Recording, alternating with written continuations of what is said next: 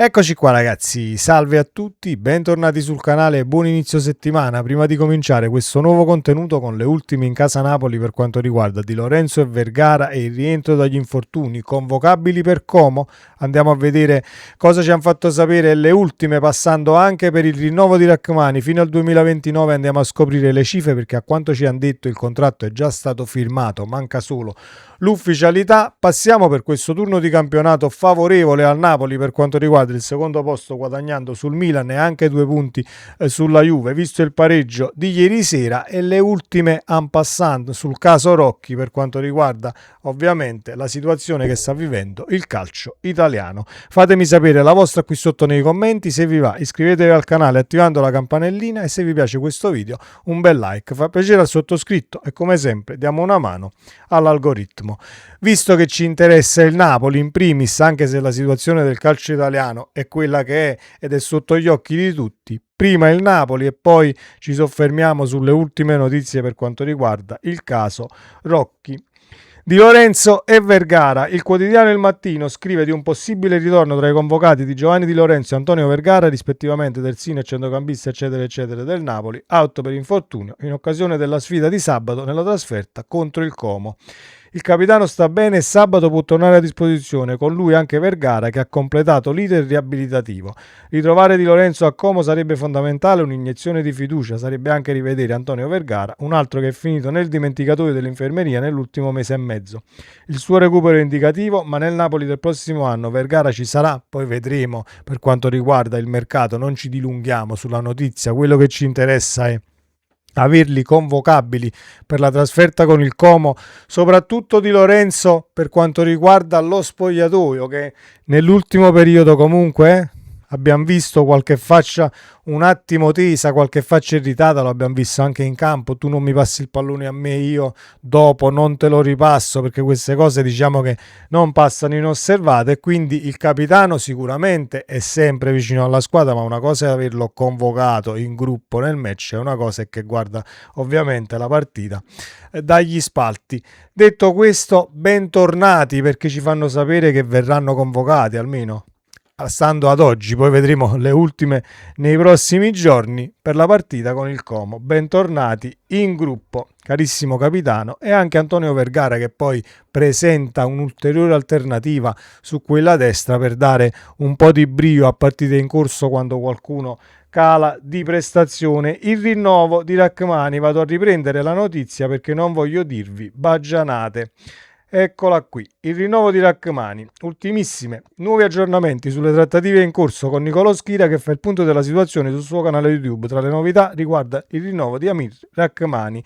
Il difensore kosovaro ha un contratto in scadenza nel 2027 ma sembra aver raggiunto ormai l'accordo con il Napoli per un rinnovo fino al 2029. Ecco cosa ha detto sul suo canale YouTube. Il Napoli ha blindato Amir Rachmani, sono già stati firmati tutti i documenti, manca solo l'annuncio ufficiale che arriverà una volta che la Champions League sarà matematicamente conquistata.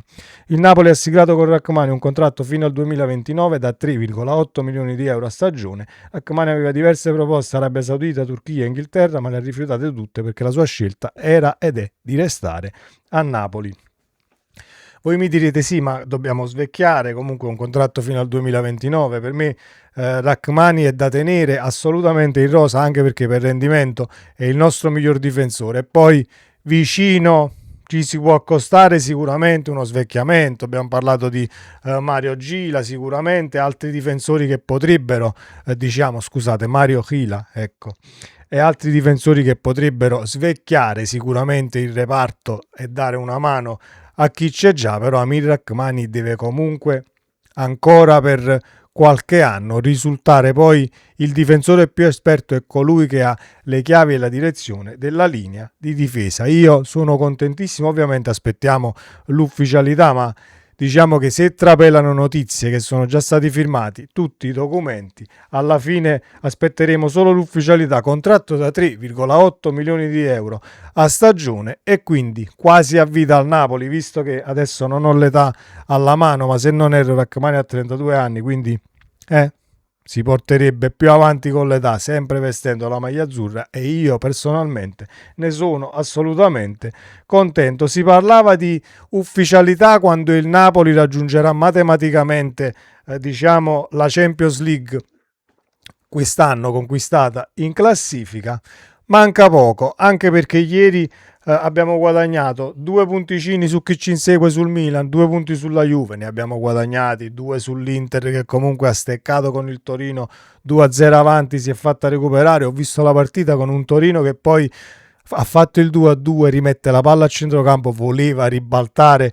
Comunque il match è stata una partita molto divertente, meno quella di ieri sera, ma ce lo si aspettava, con due squadre che comunque si sono tenute quasi il punto, anche se le occasioni ci sono state, tra Milan e Juventus. Quindi diciamo che abbiamo non congelato questo secondo posto, però c'è un po' di spazio tra secondo, terzo e quarto, e poi abbiamo un match point, lo vogliamo chiamare match point, chiamiamola una partita, diciamo uno snodo importante, ecco, per quanto riguarda la Champions, perché poi se riusciamo a battere il Como settimana prossima, stacchi sia un Como e non lo elimini, ma lo metti lì all'angolo per quanto riguarda la lotta all'Europa, e comunque guadagni sicuramente qualcosina in più, portandoti poi 3 punti in avanti a 3 partite dalla fine. Diventerà poi sempre più complicato diciamo entrare nella lotta Champions per chi insegue. Detto ciò,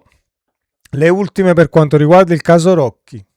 Non mi voglio dilungare, ho appena letto che addirittura Rocchi non si presenterà giovedì perché è stato chiamato ovviamente a testimoniare o a dire la sua. Giovedì mi ha detto che non si presenterà perché è amareggiato, si sente umiliato, eccetera, eccetera. Abbiamo letto che l'avvocato Pisani ha presentato comunque lo stop del campionato perché in queste condizioni non si dovrebbe andare avanti. Io sono anche d'accordo, nel caso ovviamente tutte le indiscrezioni che sono uscite sono tutte quante vere, perché poi le accuse tra virgolette, ma ancora deve uscire il tutto, sono molto gravi nel caso confermate tutte quante, perché poi coinvolgerebbero tutto il panorama del calcio italiano, tifosi compresi, scommettitori compresi, perché abbiamo letto anche dell'organismo che tutela gli scommettitori, che ovviamente diciamo ha detto la sua e ha preso posizione, perché giustamente se vengono compromessi volutamente risultati,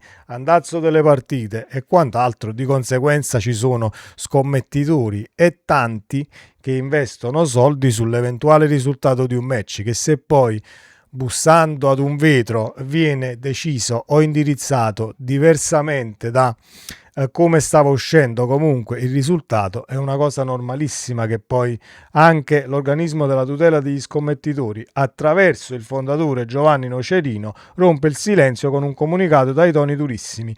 Alla luce delle gravissime ipotesi investigative annunciamo iniziative immediate a tutela della legalità e dei diritti di milioni di cittadini. Il riferimento è alle accuse della Procura di Milano. Il designatore arbitrale Gianluca Rocchi avrebbe combinato o schermato designazioni arbitrali in gare di alto livello. Un passaggio chiave: non si tratta più di semplici errori arbitrali, ma di un sistema che, se provato, avrebbe alterato la regolarità delle competizioni.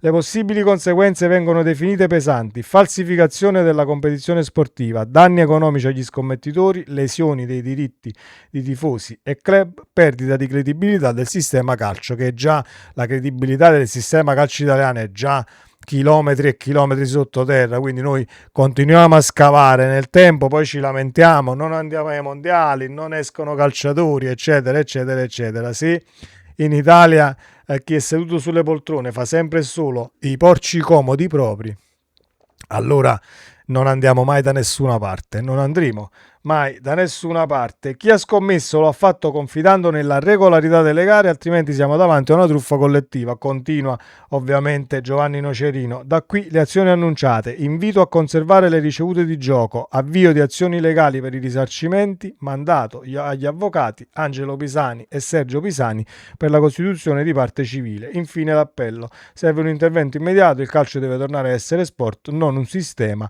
opaco. Ovviamente c'è sempre il richiamo a Pisani, che subito dopo le indiscrezioni, l'accaduto e quant'altro ha subito detto e diciamo ne messo nero su bianco: si deve fermare il campionato. Io ripeto, sono anche d'accordo nel dover fermare una competizione, perché poi se confermate in settimana tutto quello che sta uscendo, e allora si deve per forza fermare. Non so come, e non so, diciamo, quali saranno le conseguenze con un mondiale che arriva, con un campionato che comunque non verrà assegnato. Chi lo sa come andrà a finire e cosa vedremo ancora nel calcio italiano, perché le sorprese sono sempre dietro l'angolo. Abbiamo trattato questo argomento a fine video, perché non voglio stare qui tutti i giorni a fare video e titoloni da clickbait, perché a me interessa il Napoli e ciò che succede in maniera giornaliera intorno al nostro Napoli. Ecco perché l'abbiamo messo alla fine, ma prima il ritorno di Di Lorenzo, Vergara e il rinnovo di Rachmani, che mi interessano sicuramente più da vicino, anche perché che il calcio italiano è marcio e corrotto non da ieri e né tantomeno dall'altro ieri che è uscito tutto questo polverone, è da anni che è così e conosciamo bene con chi abbiamo a che fare, quindi che potrebbe andare a finire questa situazione a Tarallucci e Vina, anche se gravissima per quanto mi riguarda a livelli di calciopoli, perché vengono compromessi risultati, partite e appunto tifosi, e abbiamo letto anche la situazione delle scommesse. Però poi diciamo che abbiamo anche visto situazioni della stessa gravità finire poi nel dimenticatoio e messe sotto il tappeto, così da restare lì fin quando poi non si sveglia il Pinco Pallino di turno e caccia tutto fuori e andiamo indietro nel tempo di 20 anni, per poi scatenare un polverone ancora più grosso, senza sanare poi questo, diciamo, che è nato non all'improvviso, perché abbiamo anche letto che si sta indagando da ben 13 mesi. Sempre Forza Napoli, ci vediamo nel prossimo contenuto. Ciao.